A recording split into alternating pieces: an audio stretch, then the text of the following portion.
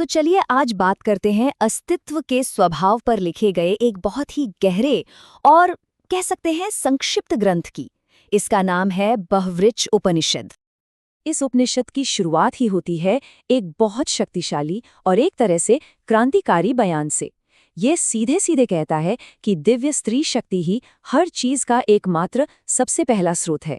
और देखिए, ये विचार उस जमाने के कई दूसरे दर्शनों से इसे एकदम अलग लाकर खड़ा कर देता है।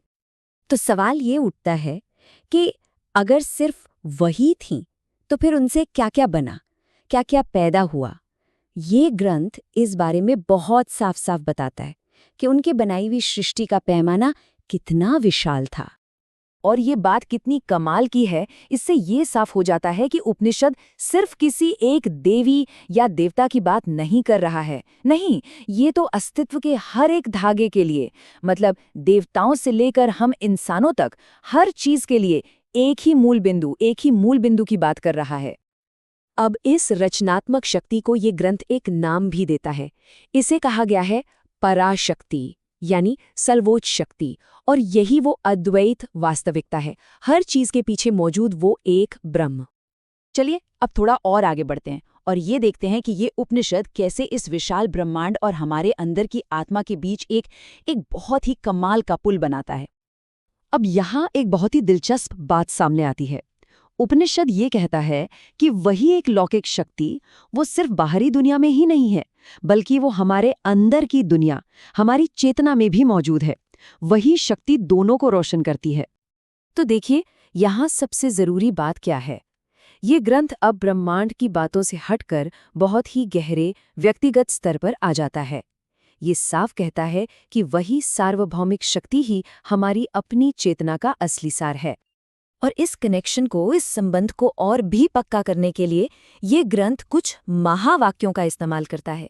ये महावाक्य हिंदू दर्शन में बहुत प्रसिद्ध हैं। पहला महावाक्य है अहम ब्रह्मास्मि, मतलब मैं ही ब्रह्म हूं। सीधी सी बात है, जो हमारी चेतना है वही परम सत्य है, वही परम वास्तविकता है। और दूसरा महावाक्य इस बात को और पुख्ता करता है, तत्वमसि, यानी वो तुम हो। इसका मतलब है कि वो जो परम लौकिक वास्तविकता है वही असल में हमारा असली स्वरूप है। तो उपनिषद यही कह रहा है कि हम सब, ये पूरा ब्रह्मांड, सभी देवी देवता और बाकी जो कुछ भी है, वो सब उसी एक दिव्य स्त्री शक्ति की ही अलग अलग अभिव्यक्तियां हैं। यही तो अद्वैत का मूल संदेश है कि हमें जो अपने और ब्रह्मांड के बीच एक दूरी, एक अलगाव दिखता है, वो असल में सिर्फ एक भ्रम है। लेकिन ये उपनिषद सिर्फ इन विचारों को एक फलसफे की तरह बताकर खत्म नहीं हो जाता। नहीं, इसके आखिर में एक सीधी और बहुत गहरी चुनौती दी गई है। ये सवाल बहुत शक्तिशाली है। यस्तन वेद किम ऋचा करिष्यति, मतलब जो इस सच को जानता ही नहीं, उसके लिए पवित्र ऋचाएं या मंत्र किस काम के। ये सवाल साफ साफ इशारा करता है कि अगर इस एकता का सीधा अनुभव नहीं किया तो सिर्फ किताबी ज्ञान या पूजा पाठ, कर्मकांड सब बेमतलब है।